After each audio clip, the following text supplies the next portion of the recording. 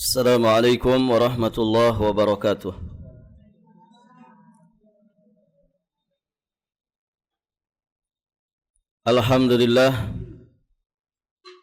Alhamdulillahilladzi hadana lihadza wa ma kunna linahtadiya laula an hadanallah.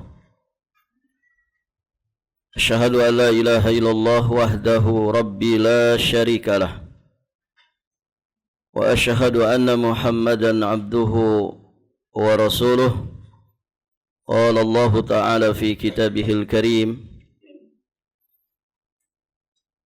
Ya ayyuhalladzina amanu taqullaha haqqa tuqatih wa la tamutunna illa wa antum muslimun, amma ba'd. Allahumma inna nas'aluka ilman nafi'an wa na'udzu bika min ilmin la yanfa'.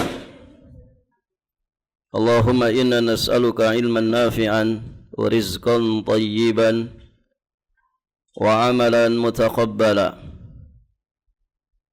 Para ummahat wa akhwat fillah rahimani wa rahimakumullah. Alhamdulillah, kita bersyukur kepada Allah Subhanahu wa taala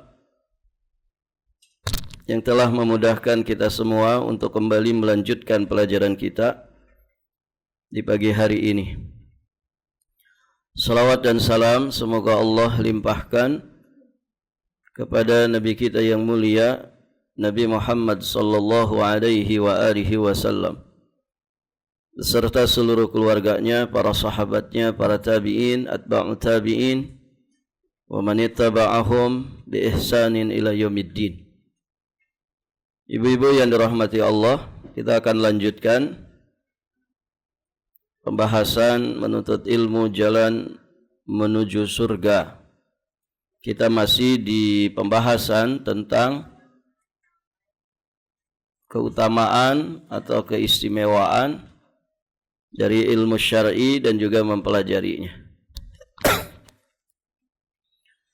Sekarang kita di poin ke-11.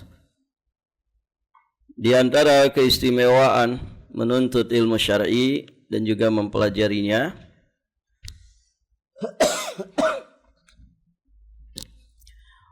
orang yang menuntut ilmu akan didoakan oleh Rasulullah sallallahu alaihi wa alihi wasallam.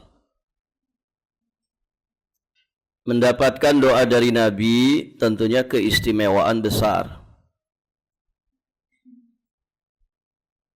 Semakin soleh orang yang mendoakan kita, semakin besar peluang ijabahnya. Dan semua kita sepakat, tidak ada manusia paling bertakwa, tidak ada orang yang paling soleh kecuali Rasulullah sallallahu alaihi wa alihi wasallam. Nah, Rasulullah sallallahu alaihi wasallam mendoakan orang-orang yang mendengarkan sabda beliau dan memahaminya dengan keindahan dan juga berseri wajahnya. Nabi sallallahu alaihi wa alihi wasallam beliau bersabda di dalam hadis sahih riwayat Imam Ahmad, Imam Ad-Darimi, Imam Ibn Hibban dan yang lainnya. Hadis yang masyhur, Nabi sallallahu alaihi wasallam menyampaikan, "Naddarallahu imra'an sami'a minna haditsan fahafidhahu hatta yuballighahu ghairahu fa innahu rubba hamili fikhin laysa bifaqih wa rubba hamili fikhin ila man huwa afqah minhu. Thalathu khisalin la yughillu alaihinna qalbu muslimin abadan. Ikhlasul amali lillah wa munasahatu ulatil amri wa luzumul jama'ati fa inna da'watahum tuhitu min waraihim." Wa qala man kana hammuhu al-akhirata jama'allahu syamlahu wa ja'ala ghinahu fi qalbihi wa atathu ad-dunya wa hiya raghimah wa man kanat niyyatuhu ad-dunya farraqallahu alayhi dhai'atahu wa ja'ala faqrahu baina aynayhi wa lam ya'tihi min ad-dunya illa ma kutiba lahu. Semoga Allah memberikan nudrah, memberikan cahaya pada wajah orang yang mendengarkan sebuah hadis kami. Pada wajah orang yang mendengarkan sebuah hadis dari kami.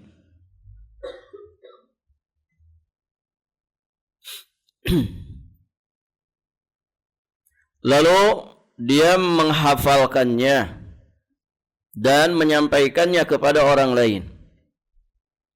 Banyak orang yang membawa fikih namun dia tidak memahami. Dan banyak orang yang menerangkan fikih kepada orang yang lebih paham darinya. Ada 3 hal yang dengannya hati seorang muslim itu akan bersih. Maksudnya bersih dari khianat, bersih dari kedengkian, keburukan. Yang pertama, melakukan sesuatu dengan ikhlas karena Allah. Yang kedua, munasahah, menasehati ulil amri atau penguasa. Kemudian berpegang teguh pada jamaah kaum muslimin. Karena doa mereka meliputi dari belakang mereka.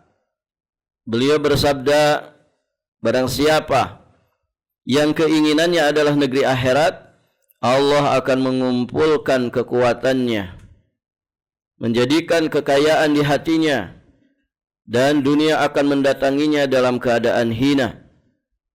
Namun barang siapa yang niatnya mencari dunia, Allah akan mencerai-beraikan urusan dunianya, menjadikan kefakiran di kedua pelupuk matanya, dan dia mendapatkan dunia hanya menurut apa yang Allah telah tetapkan baginya. Baik, syahidnya dari hadis panjang ini di kalimat pertama ya. Semoga Allah, ini kan doa dari Nabi. Semoga Allah memberikan nudrah, memberikan cahaya pada wajah orang yang mendengarkan sebuah hadis dari kami, lalu dia menghafalkannya dan menyampaikannya kepada orang lain. Jadi ada proses dia belajar ilmu syar'i, ada proses dia menghafalnya, memahaminya, kemudian menyampaikan atau mendakwahkannya kepada yang lain. Nah, orang yang seperti inilah yang disebutkan bahwa dia akan mendapatkan doa dari Rasulullah sallallahu alaihi wasallam tadi. Artinya doa ini kan berarti berlaku bagi mereka yang melakukan proses-proses tadi. Baik. Kemudian muallif rahimahullahu taala, seandainya beliau menyampaikan, seandainya keutamaan ilmu itu hanya ini saja, tentu sudah cukuplah hal itu untuk menunjukkan kemuliaannya. Karena tidak mungkin Nabi mendoakan kebaikan untuk sesuatu yang buruk, tidak mungkin. Nabi mendoakan kebaikan untuk sesuatu yang baik. Nabi mendoakan orang karena kebaikan yang ada pada dirinya. Baik. Di sini Nabi SAW berdoa bagi orang yang mendengarkan sabda beliau, lalu menampungnya, menghafalkannya, menjaganya, dan juga menyampaikannya. Maka inilah yang dikatakan oleh para ulama dengan 4 tingkatan, 4 marhala atau marotib ya di dalam menuntut ilmu syar'i ya terkait dengan ilmu. Yang pertama, mendengar Istilahnya apa mendengar itu? Sima' atau tasmi'. Nah, yang sedang ibu lakukan saat ini apa? Mendengar, begitu ya. Kemudian yang kedua, mengikat. Mengikat. Mendengar dan mengikat. Apa yang diikat ibu? Ilmunya yang diikat. Mengikat ilmu dengan cara apa? Bisa dengan menulis, bisa dengan menghafal. Ada dhabtul kitabah, mengikat dengan tulisan. Ada dhabtus sadr, mengikat dengan dada, maksudnya dihafal di hati. Apabila dia mendengarnya, maka dia pun menampungnya dengan hatinya. Maksudnya mengikatnya sehingga menetapkannya di dalam hatinya, sebagaimana tetapnya sesuatu yang ditampung di dalam wadah yang tidak mungkin bisa keluar darinya. Demikian juga ikatannya itu laksana tali kekang unta, sehingga dia tidak lari ke sana kemari. Oleh karena itu, pemahaman dan akal merupakan tolak ukur tambahan dari sekedar pengetahuan saja. Itu ibu ya. Jadi tingkatan pertama mendengar. Bisa juga membaca. Nah, itu proses awal. Mendengar dan membaca. Setelah itu proses mengikat. Mengikat ilmu yang kita dengar, ilmu yang kita baca dengan cara menulis. Nah, ibu di sini kita kan belajar sudah ada kitabnya ini ya. Mungkin ustadznya menambahkan 1-2 faidah tambahan. Nah, faidah yang mungkin tidak ada di sini, tidak ada di dalam kitab ini, nah itu dicatat. Nah, itu fungsinya belajar. Ya, fungsinya belajar. Yang sudah ada kan tinggal dibaca, tinggal didengarkan. Yang tidak ada, yang mungkin ustadz ngambilnya, mencarinya 1 jam, 2 jam. Nah, ibu instan, tinggal dengerin aja 60 menit, bisa kemudian merangkum apa yang dibaca, apa yang dipelajari oleh ustadz berjam-jam. Mungkin begitu kan? Nah, itu faidah dari talaki kepada guru. Jadi mempermudah kita untuk kemudian memperbanyak faidah-faidah ilmiah. Barakallahu fiikum. Baik, ibu-ibu yang dirahmati Allah. Itu dicatat. Kemudian berusaha dihafalkan. Bahkan orang-orang soleh terdahulu mengikat ilmu itu dengan cara apa, Bu? Tidak hanya dicatat, tidak hanya dihafalkan, mereka juga mengikat ilmu dengan cara apa? Diamalkan. Diamalkan. Karena ya ketika menjadi berbuah menjadi amal, tentu ini akan sangat rasih, akan sangat kokoh di dalam jiwa seorang talib. Nah, itu. Kemudian tingkatan ketiga, jadi setelah mendengar, membaca, yang kedua mengikat. Tadi mengikat ilmu dengan apa, Bu? Dengan mencatat, terus menghafal. Menghafal itu di mana? Di hati. Hati tempatnya akal. Kemudian yang ketiga tadi diamalkan. Kemudian berikutnya tingkatan ketiga, yakni komitmen untuk menjaga ilmu agar ilmu itu tidak hilang. Komitmen untuk menjaga ilmu agar ilmu itu tidak hilang. Ini sebetulnya kurang lebih dengan tingkatan kedua, mengikat. Nah, bisa kita tambahkan komitmen itu berarti kesungguhan, keseriusan yang lebih mendalam lagi untuk kita bisa menjaga ilmu supaya ilmu itu tidak hilang. Contohnya gimana? Supaya ilmu tidak hilang, selain tadi di tingkatan kedua sudah kita bahas, apalagi Bu?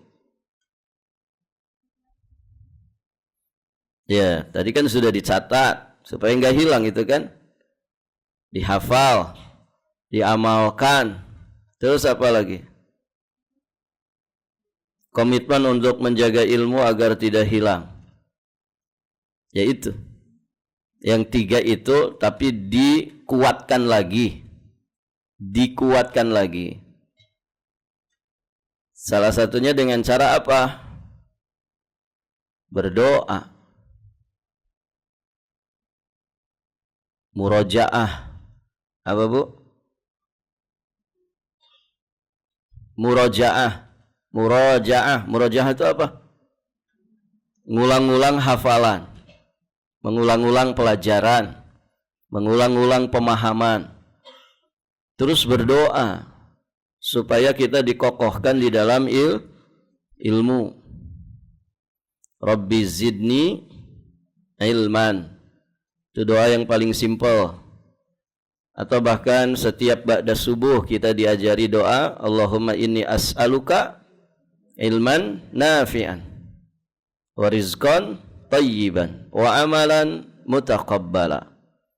Atau doa Allahumma inni a'udzubika min ilmin la yanfa' wa min qalbin la yakhsha' wa min nafsin la tashba' wa min da'watin la yustajabu laha.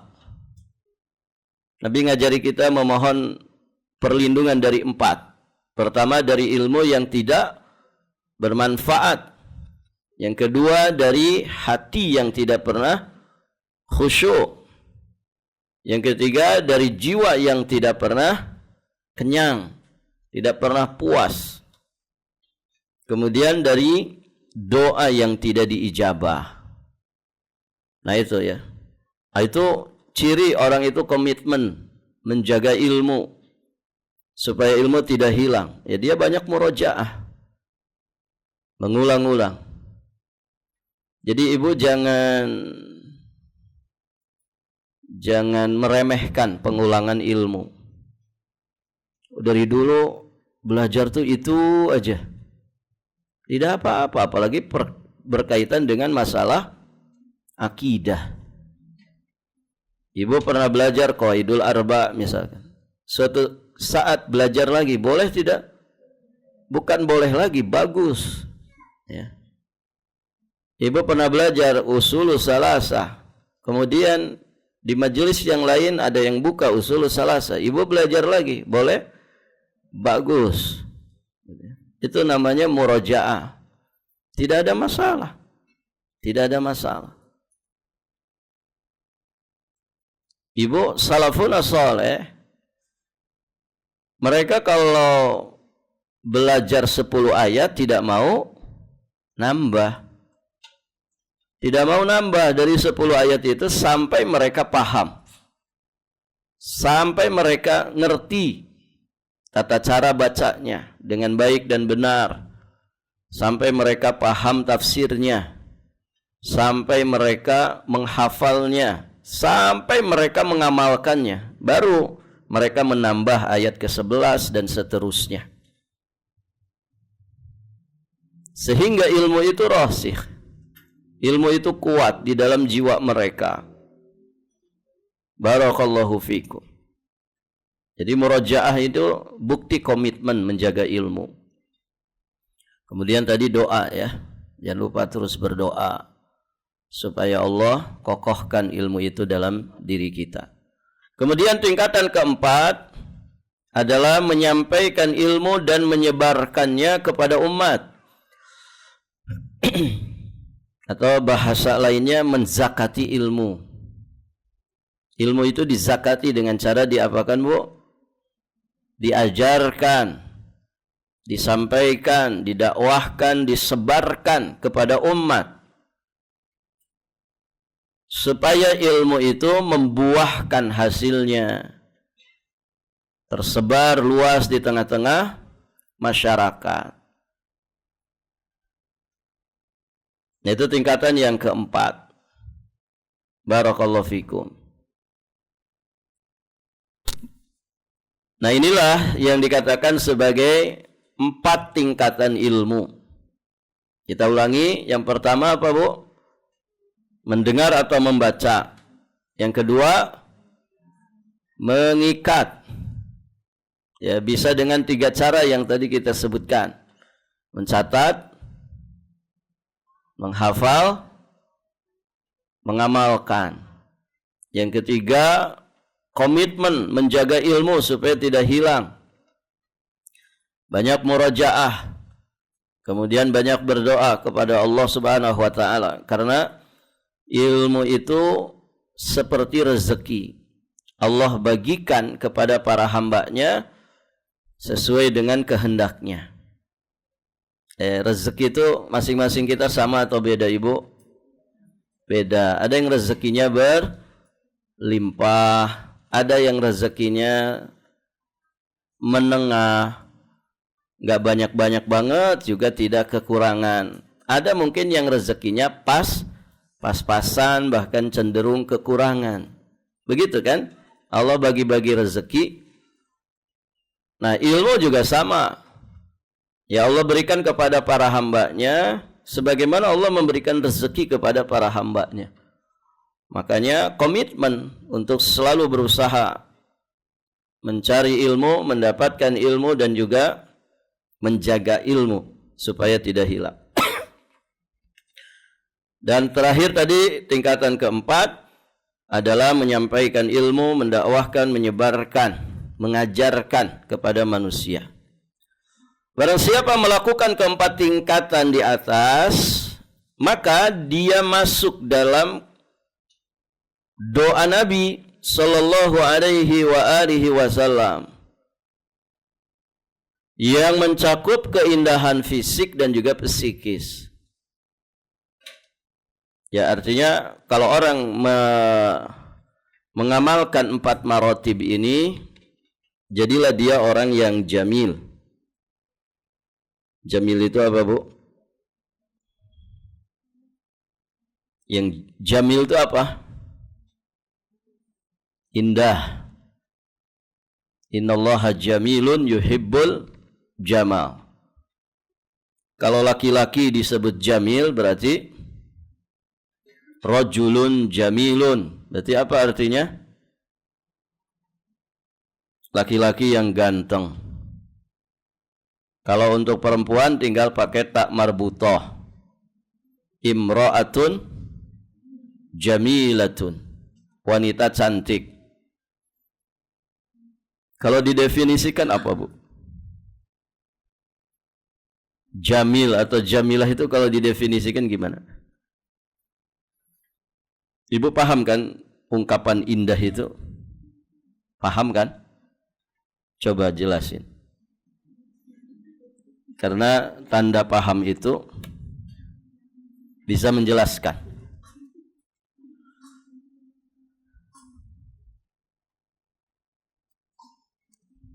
Enak dilihat, enak dipandang. Kenapa enak dilihat? Karena indah. Kenapa indah? Sekarang begini. Ada wanita cantik. Cantik wajahnya, tapi jutek. Tahu jutek, Ibu? Jutek. Tetap cantik enggak? Atau berubah? Hah? Ada seorang suami ganteng, istrinya cantik jelita. 3 bulan nikah, cerai. Ketika ditanya, loh istrimu itu kan cantik. Cantik apanya? Muak aku ngelihat wajahnya. Sebel. Rasanya ingin meludahi. Kenapa itu kira-kira, Bu? Nggak punya akhlak. Berarti ada yang tidak serasi, ada yang tidak cocok. Ya, berarti keindahan itu apa? Keserasian. Keserasian antara zahir dan batin. Serasi. Orang itu disebut ganteng, ya serasi wajahnya. Perpaduan alisnya, matanya, bulu matanya, hidungnya, giginya rapi, warna kulitnya indah, serasi. Ya. Kenapa orang tidak disebut jamil? Karena mungkin wajahnya kurang serasi gitu ya. Mulutnya ke depan gitu ya. Giginya ke depan, hidungnya ke belakang gitu kan. Alisnya yang satu tebal, yang satu tipis. Pokoknya nggak karu-karuan. Berarti tidak ada keserasian. Nah, ibu-ibu yang dirahmati Allah, itu ya. Jadi sesuatu itu disebut jamil ketika ada keserasian. Pemandangan itu kok indah sekali ya. Kenapa? Karena ada keserasian antara perpaduan yang dia lihat. Ada gunungnya yang menjulang tinggi begitu ya. Ada aliran sungainya, warnanya begitu indah. Pokoknya serasi aja. Sehingga orang melihat itu senang. Barakallahu fikum. Nah, 4 marotib tadi, ibu-ibu yang dirahmati Allah, ketika ada pada seorang hamba, maka dia tidak hanya akan indah secara fisik, juga akan indah secara psikisnya. Nah, itulah orang yang kemudian dikatakan bahwa ilmunya bermanfaat. Sahabat Abi Darda pernah mengatakan, la takunu taqiyan hatta takuna aliman. Engkau tidak akan jadi orang yang bertakwa sampai engkau menjadi orang yang berilmu. Wa la takunu bil ilmi jamilan hatta takuna bihi amilan. Dan engkau dengan ilmu ini tidak akan menjadi orang yang jamil. Tadi ibu, yang sedap dipandang mata, ada keserasian pada dirinya. Engkau tidak akan dengan ilmu ini menjadi orang yang dikatakan jamil sampai engkau mengamalkan ilmu. Sampai engkau benar-benar mengamalkan ilmu. Maka orang berilmu ketika tidak mengamalkan ilmu, keindahan ilmu itu menjadi hilang pada dirinya. Ya tidak ibu? Pimpinan pesantren mencabuli santriwatinya. Ada berita begitu kan? Ini loh orang berilmu. Orang jadinya simpati atau malah benci? Benci. Kenapa? Anda ini kiai. Mungkin Anda hafal 30 juz Quran. Ribuan hadis mungkin Anda hafal. Berpuluh-puluh tahun Anda ngajar di pesantren. Begitu ya. Kenapa setega itu berbuat sesuatu yang menyimpang? Hilang. Keindahan ilmunya hilang. Ya kan? Ada jamaah ketika duduk di satu majelis kurang antusias. Kurang antusias. Cenderung dia tidak peduli dengan apa yang disampaikan. Ketika ditanya, kenapa antum ini kayak tidak serius mendengarkan kajian ustadz? Sudah tahu kartu ustadz itu. Paham ibu? Itu kartunya saya pegang. Paham maksudnya? Berarti orang ini tahu kebusukan si ustadz. Artinya apa? Keindahan pelajaran yang dia sampaikan, orator yang dia kuasai, begitu memukau jamaah, itu seketika itu juga sirna. Kenapa? Sudah tahu kartunya.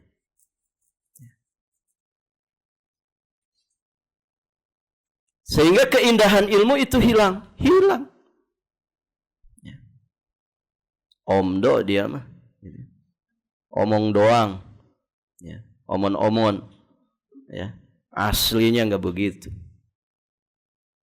Begitu. Itu bagi orang yang tahu. Kecewa dia kepada sosok yang dikatakan berilmu. Maka ibu-ibu yang dirahmati Allah, disinilah pentingnya. Kenapa ilmu itu mesti diamalkan? Kenapa ilmu itu mesti menjadi manfaat dan maslahat bagi jiwa dan raga pemiliknya, bagi dunia dan juga akhirat. Begitu ya.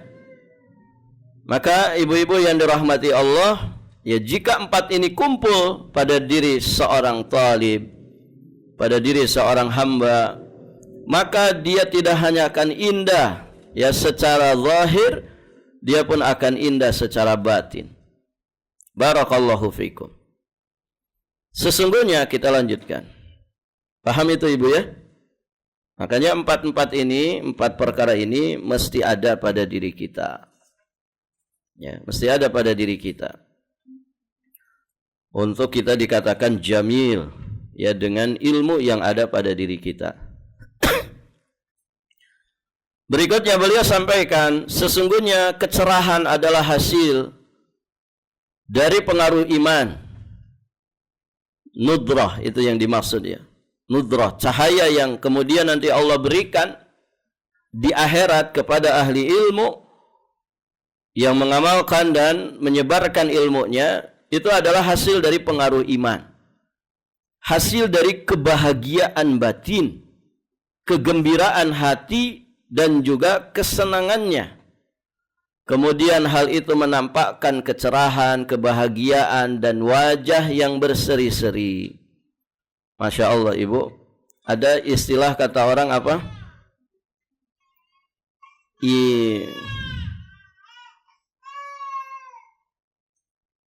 Apa bu?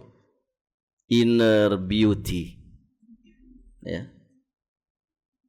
Ada orang itu kalau dari sisi wajah ya menengah ke pinggir lah, gitu ya. B aja kata orang. Tapi dia itu punya inner beauty.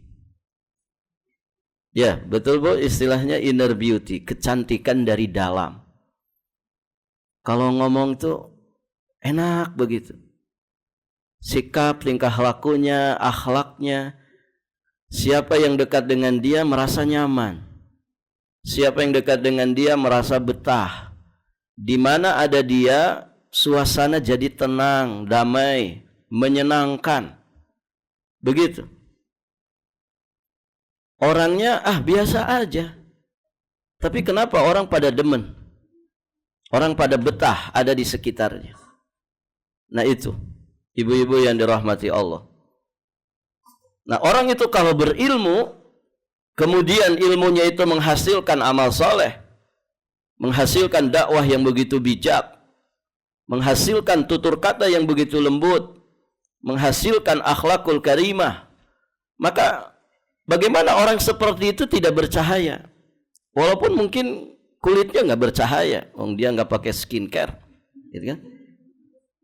Tapi ada cahaya yang begitu kuat, pancaran yang begitu kuat pada sosok ini. Nah itulah ilmu yang kemudian menghasilkan iman, amal soleh, menghasilkan akhlakul karimah, keistiqomahan pada dirinya.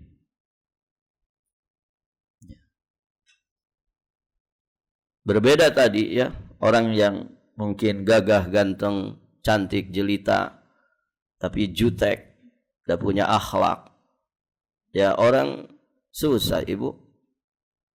Apalagi yang aslinya memang tidak punya penampilan. Sudah wajahnya nggak karu-karuan, begitu. Akhlaknya buruk, gitu ya. Tukang bohong, tukang nipu, ya. Di mana ada orang itu, suasananya jadi kacau balau, ya. Nggak ada orang nyaman di sampingnya, nggak ada orang betah di dekatnya. Semua orang menjauh, ya. Bahkan dari jauh kalau sudah kelihatan dia mau papasan dengan seseorang, orang akan milih jalan yang lain. Ya, seperti ketemu setan. Begitu. Ya, Ibu. Maka ya bantulah penampilan kita itu dengan akhlak. Dibantu dengan akhlak. Barakallahu fikum. Buat apa cantik, buat apa ganteng kalau mulutnya pedas. Gitu ya. Ya tidak, Ibu? Udah hilang atau orang bukannya enak berada di samping dia tapi enak. Ya. Baik. Nah, itu semua dengan pancaran ilmu. Ilmu yang menghasilkan iman, amal soleh, menghasilkan akhlak. Ibu ingat sejarah masuk Islam ke Indonesia. Sejarahnya Islam masuk ke Indonesia, Ibu ingat? Tahu? Gimana prosesnya?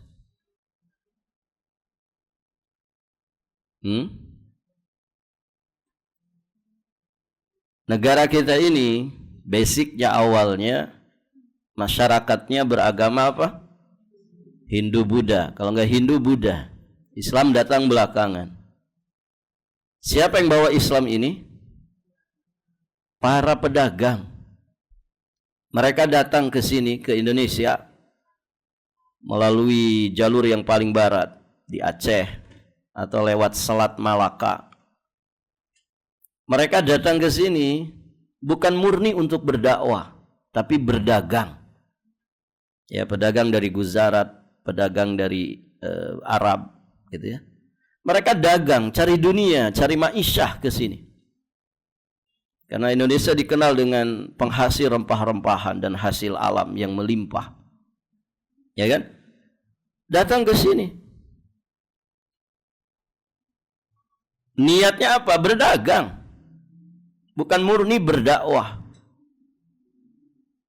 Namun ibu-ibu yang dirahmati Allah, kenapa orang-orang kita, orang-orang Nusantara kok begitu tertarik? Tanpa mereka teriak-teriak, menceramahi, mendakwahi, apalagi memerangi, enggak ada itu ceritanya. Islam masuk ke Indonesia bukan pakai pedang, parang, dan tidak pakai perang.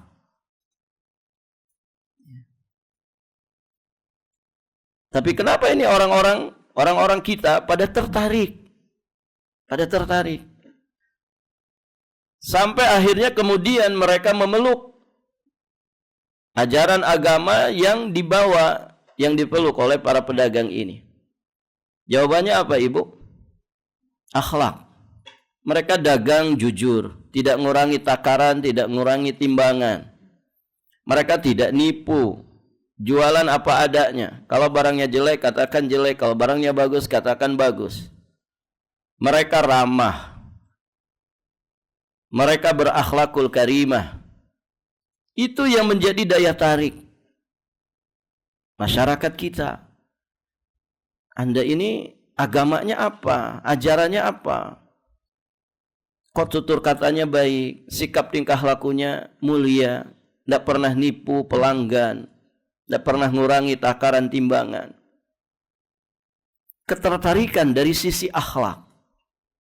Ketertarikan dari sisi akhlak. Akhirnya mereka mau memeluk agama yang dianut oleh para pedagang ini.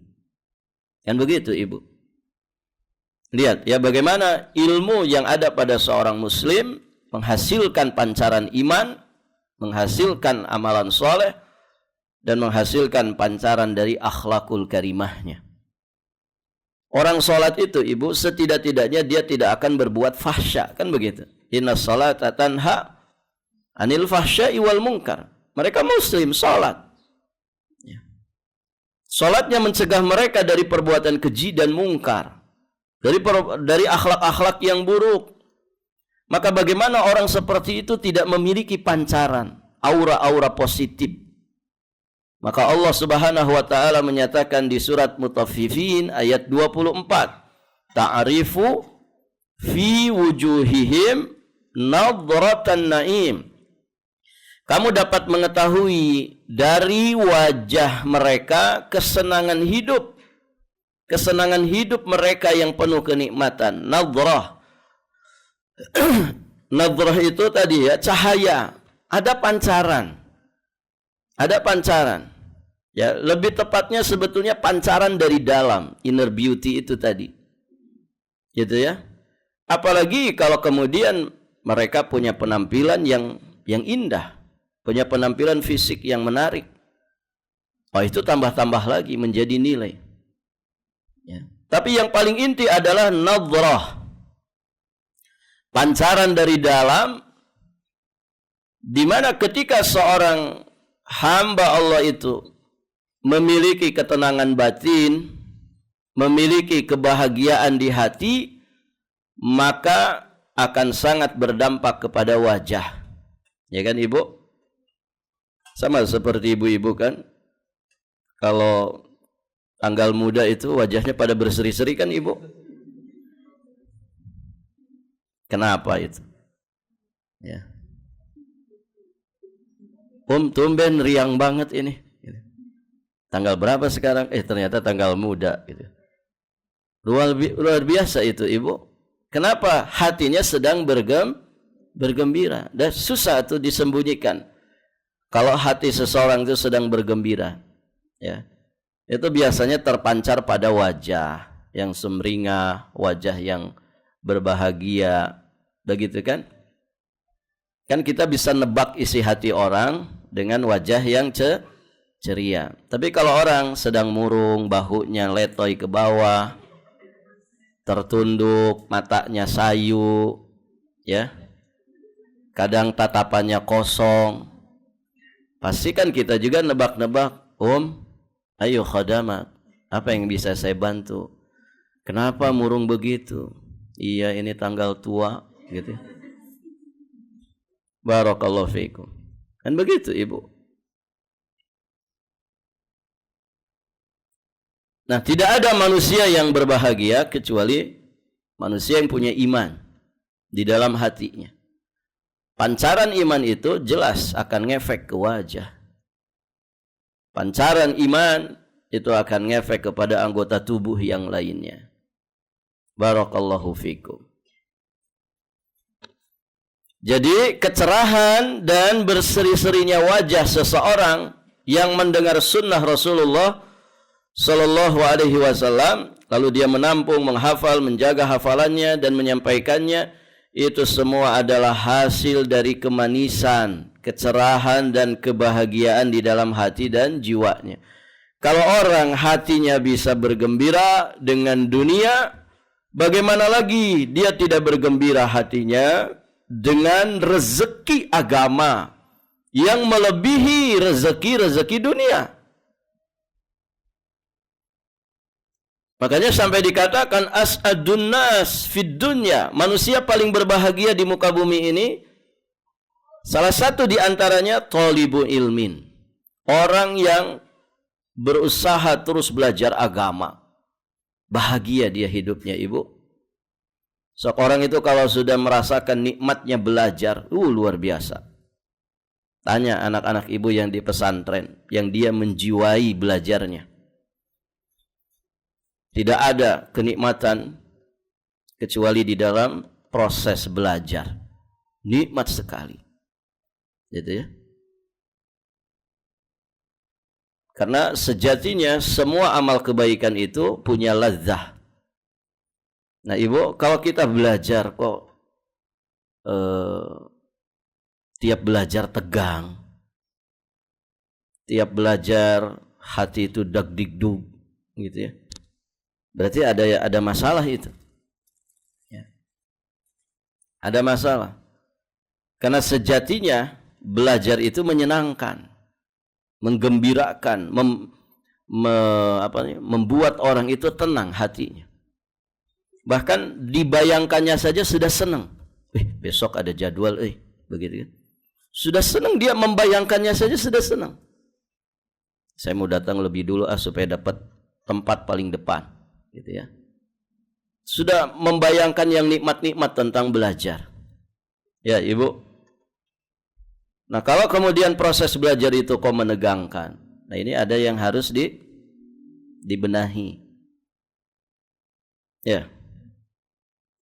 Ibu kalau belajar tegang apa tenang, Ibu? Hah? Tergantung ustadznya. Tergantung ustadznya apa tergantung ibunya? Gimana, Bu? Galak ustadznya gitu. Gimana enggak tegang gitu. Tiap hari ujian, gimana enggak tegang? Tiap hari ditanya tidak bisa menjawab, suruh push up gitu. Nah, gimana enggak tegang? Barakallahu fikum. Ya, Ibu, di antara adab seorang penuntut ilmu sabar menghadapi gurunya. Sebagaimana guru juga mesti sabar menghadapi muridnya. Mungkin ada yang tidur, gitu ya. Ada yang nyooh HP, ya sabar, gitu ya. Ada yang nggak dengerin, malah bikin benang kusut di kertasnya. Gitu ya. Ya sabar. Murid juga mesti sabar. Kenapa? Karena guru itu pembawaannya beda-beda. Kalau kita sabar, kita pasti istifadah, dapat faidahnya. Ya. Belajar itu jangan selera-seleraan, Ibu. Susah kalau kita belajar selera-seleraan. Saya nggak selera dengan pelajaran ini. Akhirnya kan dia nggak belajar. Saya tidak selera dengan ustadznya. Akhirnya juga tidak belajar. Kan sayang, dia tidak istifadah. Sabar. Kalau itu di lingkungan belajar kita, ustadznya banyak, berarti kan ustadz itu akan membawa pembawaannya masing-masing. Nah, bisa jadi ada yang kalau duduk itu tegang kita. Kalau duduk di majelisnya, bisa jadi, ya sabar saja. Ya, sabar saja. Ketegangan kita di majelis ilmu, insya Allah membuahkan ketenangan yang kekal abadi sampai di surga nanti. Begitu. Barakallahu fikum. Baik, ibu-ibu yang dirahmati Allah.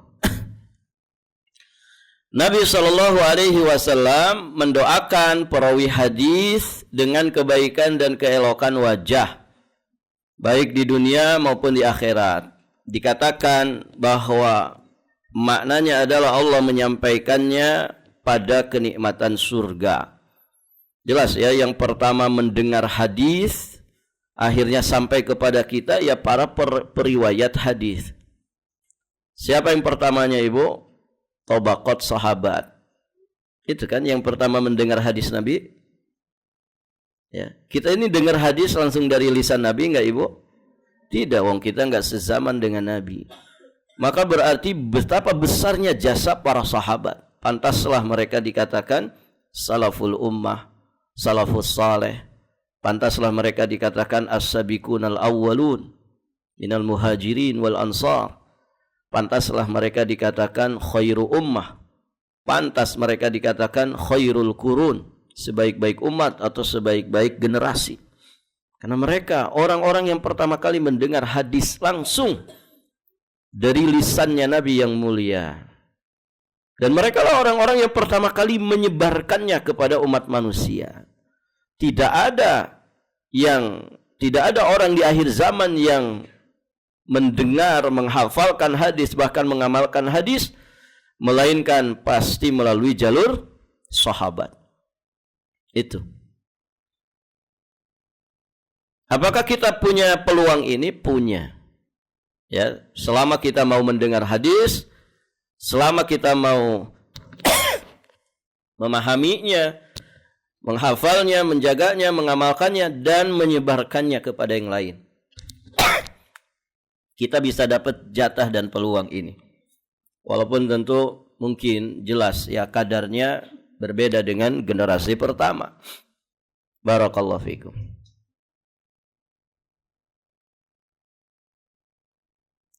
Ada istilah di masa ini gitu. Istilah perintis dengan pewaris. Gitu kan?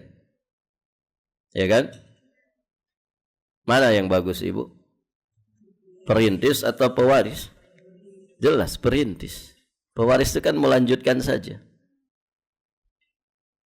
Nah, para sahabat ini perintis dakwah Islam yang telah dirintis lebih dulu oleh siapa? Rasulullah sallallahu alaihi wasallam. Tapi dari sisi umat, mereka perintis.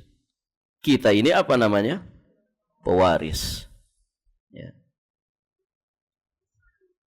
Maka barakallahu fikum, jelas ya, perintis itu lebih istimewa, lebih utama. Ya.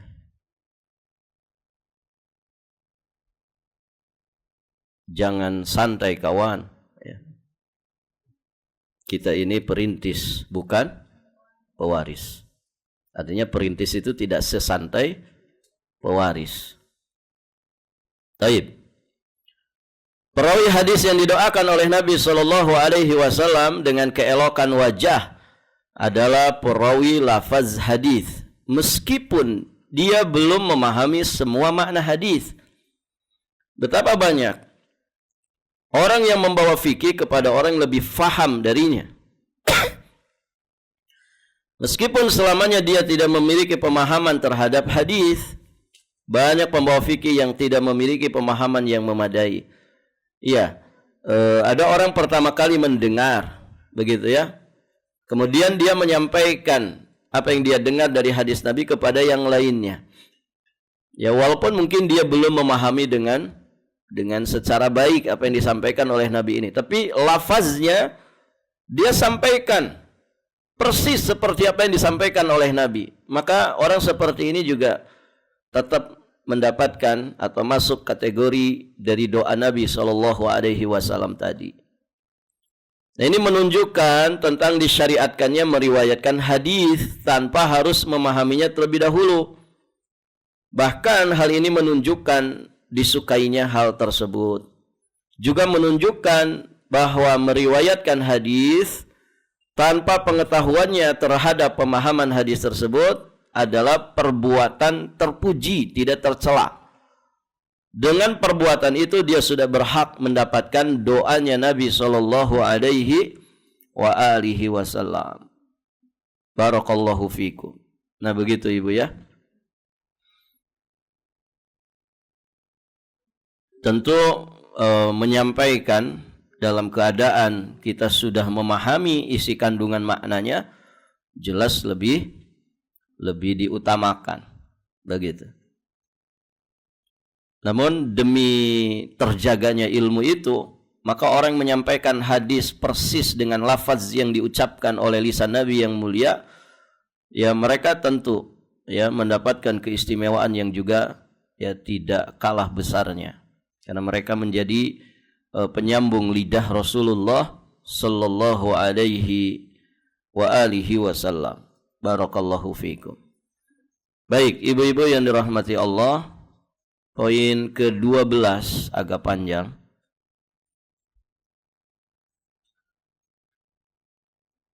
Cukup enggak waktunya?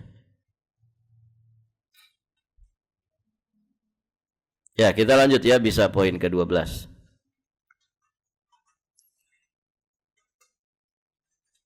Poin ke-12 di antara keistimewaan mempelajari ilmu dan mengajarkannya.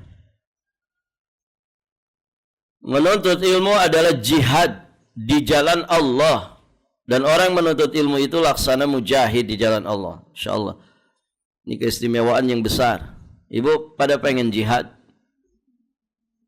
Pada pengen tidak? Pasti pengen. Setiap mukmin pasti menginginkan amaliyah ini. Yang dikatakan oleh Nabi, dzirwah sinamil Islam. Puncak tertinggi dari amalan Islam itu jihad fisabilillah. Karena jihad fisabilillah jelas kalau mati syahid, surga tanpa hisab, tanpa azab. Siapa yang tidak mau? Barakallahu fikum. Namun tentu tidak semua orang berpeluang mendapatkan medan jihad, dan memang wanita tidak ada ranah jihad, gitu ya. Barakallahu fikum. Maksudnya jihad di medan perang. Ya, wanita itu kalau terlibat biasanya pasukan belakang. Apa pasukan belakang, Ibu? Ya. Ya, fitrahnya wanita. Ya. Dapur, sumur, kasur gitu ya. Barakallahu fikum. Walaupun suaminya gubernur gitu. Tidak jauh dari itu. Maka ketika berperan di medan jihad pun biasanya posisinya di belakang. Tapi walaupun di belakang tentu tidak mengurangi keistimewaan mereka. Ya. Apa di belakang itu maksudnya? Ya menyiapkan makanan untuk para mujahid, mengobati yang luka-luka, ya. Atau apapun itu, mempersiapkan segala sesuatu yang dibutuhkan. Nah itu. Nah walaupun demikian, masih ada peluang-peluang lain untuk kemudian mereka mendapatkan fadilah jihad fi sabilillah. Ya sama seperti haji dan umrah. Bagi yang tidak mampu kan dalam syariat ada solusinya Ibu ya. Apa itu diantaranya? Kalau Ibu pengen dapat pahala haji umrah itu apa diantaranya?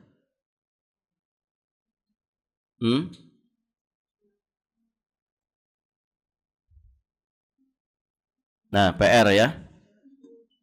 Nah, sholat syuruk. Terus cari lagi tuh amalan lain. Ada amalan-amalan yang kalau dikerjakan pahalanya seperti haji dan umrah. Nah, itu kan solusi yang kemudian syariat berikan. Nah, termasuk jihad ini. Wanita mungkin tidak banyak peluangnya. Jangankan wanita, laki-laki saja tidak mesti ada peluangnya. Contoh di Indonesia ada medan jihad Ibu. Angkat senjata perang melawan orang kafir. Tidak ada wong negaranya aman-aman saja. Kita tidak diserang oleh orang kafir. Tidak dalam keadaan diserang orang-orang kafir. Kalaupun diserang, ya, untuk bisa berjihad itu kan harus dengan komando penguasa. Ya, jangan komando sendiri, apalagi komando pimpinan majelis taklim, gitu ya. Ada aturan-aturannya di dalam jihad. Ya. Bisa jadi kita sampai mati nanti mungkin tidak pernah ngangkat senjata kemudian bertempur di medan jihad. Namun dengan kasih sayang Allah, ternyata pahala jihad fisabilillah bisa kita dapatkan dengan wasilah-wasilah amal yang lain. Salah satu di antaranya adalah jihad di dalam menuntut ilmu. Nabi menyampaikan di riwayat yang hasan diriwayatkan oleh Imam Ahmad, Ibnu Hibban dan yang lainnya. Kata Nabi, "Man dakhala masjidana hadza liyata'allama khairan aw liyu'allimahu kana kal mujahid fi sabilillah wa man dakhalahu li ghairi dzalika kana kan nadhir ila ma laysa minhu." Barang siapa yang memasuki masjid kami, yakni Masjid Nabawi, di mana Bu? Di Madinah, ya. Dengan tujuan mempelajari kebaikan atau mengajarkan kebaikan. Ini berbahagia sekali ya orang yang di sana. Semoga kita bisa ke sana lagi. Tujuannya dia belajar kebaikan atau mengajarkan. Ya, sebagian guru-guru kita, ustadz kita, ada yang diberi kesempatan mengajarkan. Ya, mengajar. Ini fadilahnya dapat di sini. Maka dia laksana orang yang berjihad di jalan Allah.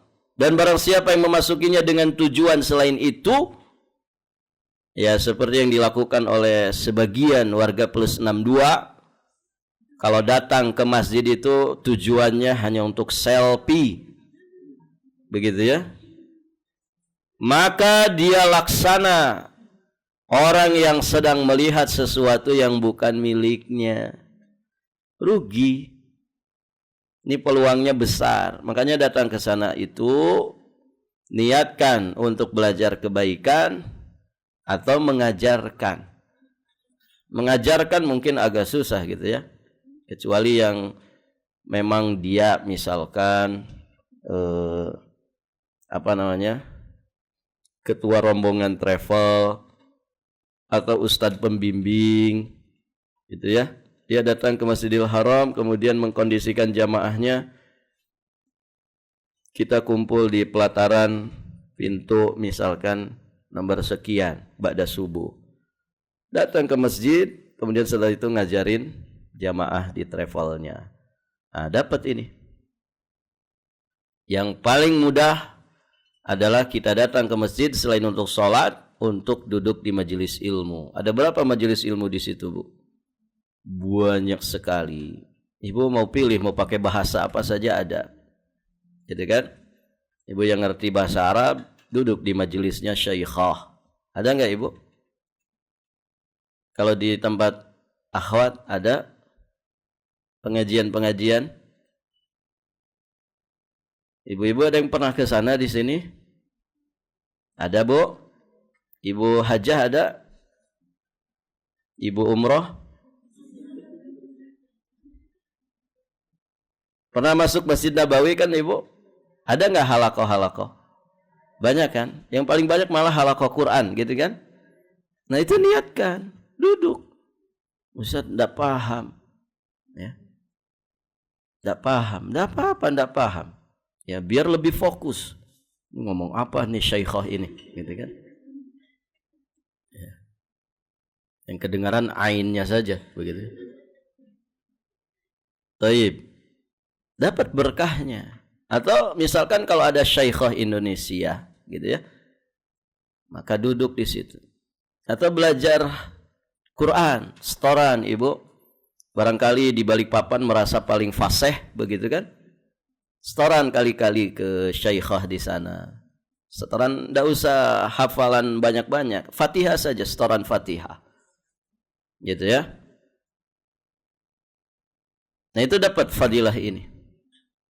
Barakallahu fikum. Nah selanjutnya beliau membawakan atau menukilkan penjelasan Imam Ibnu Qayyim Al-Jauziyah alaihi rahmatullah tentang jihad melawan hawa nafsu. Itu memiliki 4 tingkatan. Jihad melawan hawa nafsu memiliki 4 tingkatan. Apa saja 4 tingkatan itu? Insyaallah kita bahas di kesempatan berikutnya. Ya, sampai di sini saja Ibu. Kasih tanda ya. Insyaallah nanti kita lanjutkan di kesempatan berikutnya biidznillah taala. Sudah sejam lebih. Subhanakallahumma bihamdik asyhadu an la ilaha illa anta astaghfiruka wa atubu ilaik. Assalamualaikum warahmatullahi wabarakatuh.